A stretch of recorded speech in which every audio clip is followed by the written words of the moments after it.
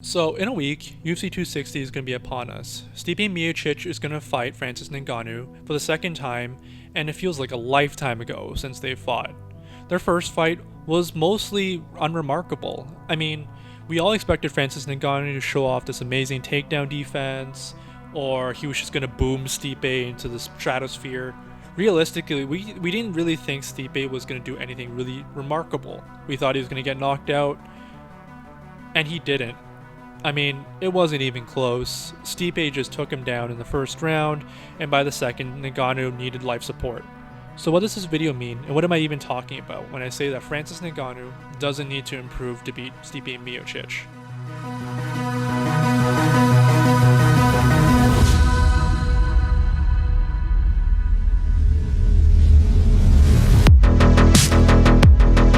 Get a matchup with Ngannou! Still does that. They bring Ngannou. He's never felt more confident in it. Ngannou closes the show. Oh my goodness gracious! Ngannou has knocked out Cain Velasquez.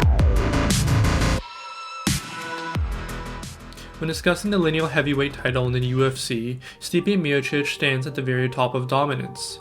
His long win streak to the title is remarked as one of the best title runs in modern MMA. However, his championship reign has been a slow descent into rigidity. Looking back, Miocic's title run was something absurd for a heavyweight. After bouncing back from a disappointing loss to Junior Dos Santos, Miocic would dominate the former title challenger Mark Hunt and obliterate Arlovski.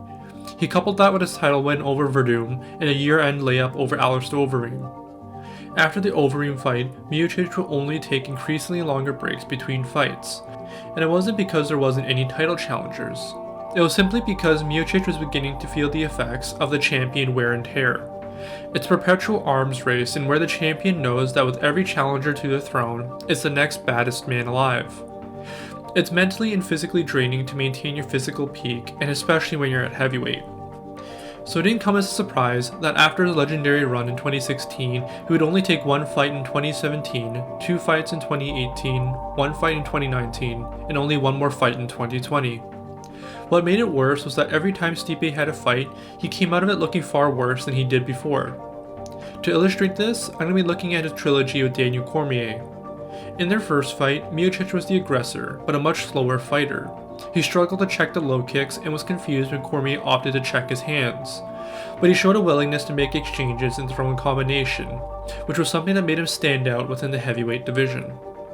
Ultimately, his willingness to exchange led him into the clinch, which Cormier used to land a right hook off the break, ending Miocic's longest run.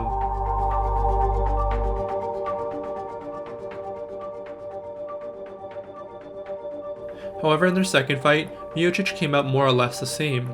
He had spent the year rehabilitating his ability to see after Cormier had more or less raked it out. But in their second fight, he showed a decisive inability to move away from his deficiencies. He still let Cormier tie his hands up and reluctantly hit the body early.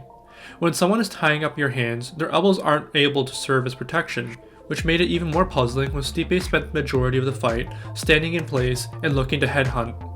Stipe didn't change anything in the lead up to their second fight, so it came to be a surprise in the fourth round when Stipe actually started to punch the body.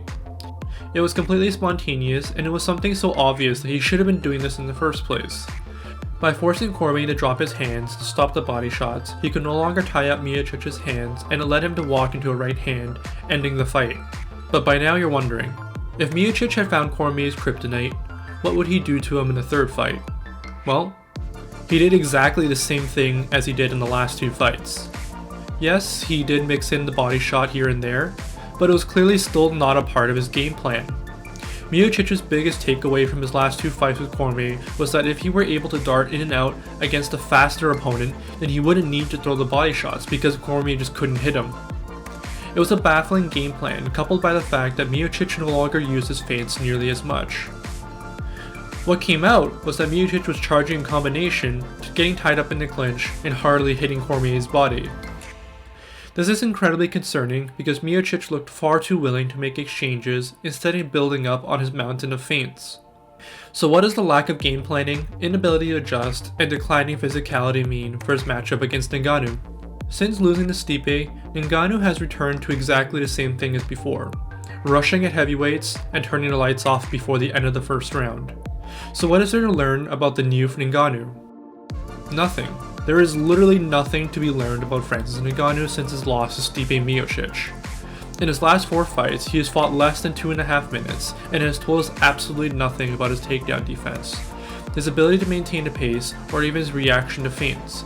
Ngannou has literally ran at his last 4 opponents and ended them all in the same way.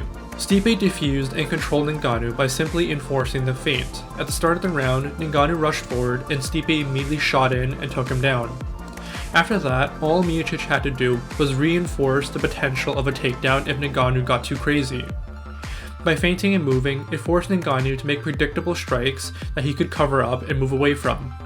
And if Ngannou got too frustrated and swung one too many strikes, Stipe would shoot underneath him and control him from there. However, in order to get there, Stipe had to weather the storm. He absorbed ungodly amounts of punishment during the first round, and it could have easily have been worse for him. Had Ngannou not slowed down, he might have just knocked Stipe out. Still, Stipe had a good idea on how to tackle the wrecking machine, and it worked. From what we understand now, Stipe isn't the kind of fighter who will stick to a game plan for very long or adjust it for very long. And by the end of the first round, he had been hurt a couple of times. One of those times, he got too aggressive. What's incredibly worrying is that Stipe hasn't been able to show that he can evade and absorb the punches the way he did against Ngannou. Speed wasn't the biggest issue in the Cormier fight. It was Miocic's inability to make adjustments and read Cormier's timing. And Ngannou really doesn't need to change anything to knock Stipe out. So to answer my question, does Ngannou need to change to beat Stipe? Not at all. He's fighting exactly the same champion, albeit with far more miles and far less durability. But that's a lot of how fighting works. It's a little bit of skill, quite a bit of hard work, and a whole lot of luck. Stipe is currently at his functional worst, and Ngannou has hardly taken a punch since their first fight. But I could be wrong. At UFC 260, Stipe might just repeat his same performance and absolutely dominate Ngannou. But at the same time, it's becoming incredibly worrying that Stipe hasn't been able to maintain the same pace, skill, and level that he used to before. And if he does lose to Ngannou, he'll probably lose in the most human way, to Father Time. Hey everybody, if you don't know, we have a Patreon at the Fight site, and starting at $3, you can get access to all of our exclusive content, and furthermore, you can get access to our Discord. We have a lot of great content, including alternate commentary tracks, podcast episodes, and behind the scenes for what we do and how we do it.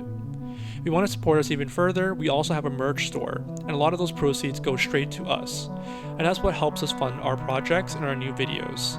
So stay tuned, subscribe to our Patreon, subscribe to our YouTube channel, and hopefully I'll see you soon.